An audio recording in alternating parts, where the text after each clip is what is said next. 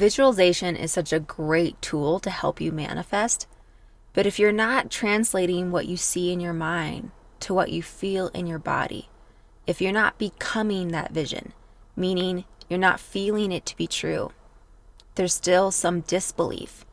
You're not immersing yourself in that reality so that you can feel it to be now. You're not acting as if. Your actions throughout the day don't reflect that vision that you see. That is a disconnect.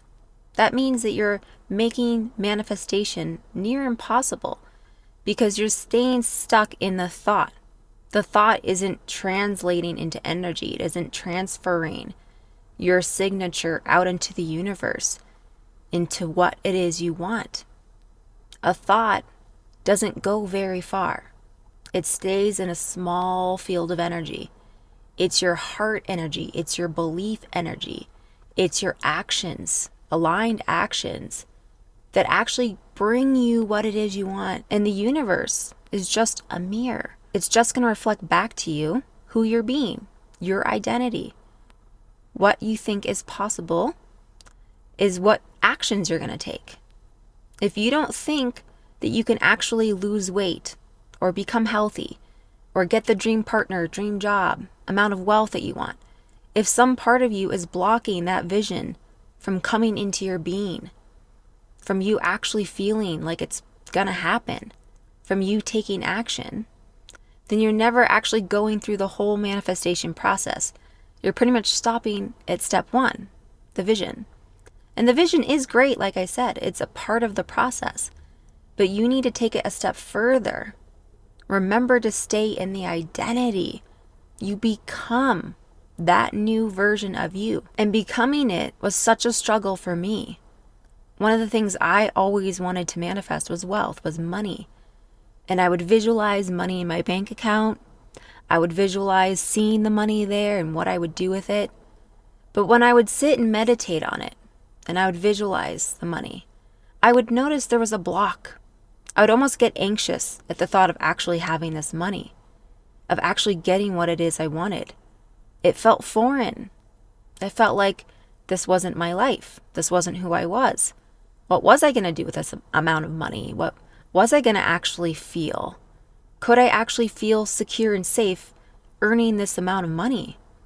Did that feel like it belonged to me? Did that feel like my identity? And some part of me said no, because I felt it. I felt the resistance. I felt my body and my emotions still tied to my past, still tied to lack and fear. And when I actually allowed myself to sit there and go, what would it feel like to allow this amount of money in my life, for it to be normal, for it to feel safe? And so I started working on that block. I started transmuting my energy and my identity into a person who can receive wealth and hold on to wealth and knew what to do with wealth. I was financially adept, strong, powerful. I changed my state of being around money from fear, worry, anxiety, a block, to one of receiving, allowing. My entire energy signal around money has changed. And if I ever do feel feelings of fear, because I am not a perfect person, once you transform and become a different identity, you'll still have struggles. Nothing is perfect. But what happens is you react to things differently. I react to situations differently. I feel differently. For example, before, when I would see the wealth, I could visualize it, but I wasn't in the identity. What happened is I was stuck in lack and fear, and that made me freeze when it came to taking action. I wasn't able to actually take the steps to become wealthy. My emotions and my actions weren't in alignment. I wasn't actually being. I wasn't in the state of being, meaning my thoughts were still in fear half the time, more than half the time. My feelings were still stuck in fear. My actions were still based out of fear and lack and scarcity. So even though I could see the visualization of me being wealthy, my entire state of being, my personality, my energy was still reflecting lack. And so that is why it's so important to switch from not just the vision, with the state of being. Use the vision to see that it's possible, but allow yourself to know that it's possible, to know that that is your future, to allow yourself to trust it, to relax in it, to accept it. And when you start accepting your new identity, that's when your energy changes. That's when you reprogram your subconscious mind to what feels normal now, to what feels safe. That's where your actions come from. You now can take that aligned action because it feels congruent with who you are. There's not this big bubbling fear inside of you. It feels okay. You can relax. And when you become it, you fully immerse yourself in your new identity. You trust that identity. You allow yourself to transmute the energy from fear, scarcity, lack, to trust, love, gratitude, joy, wholeness.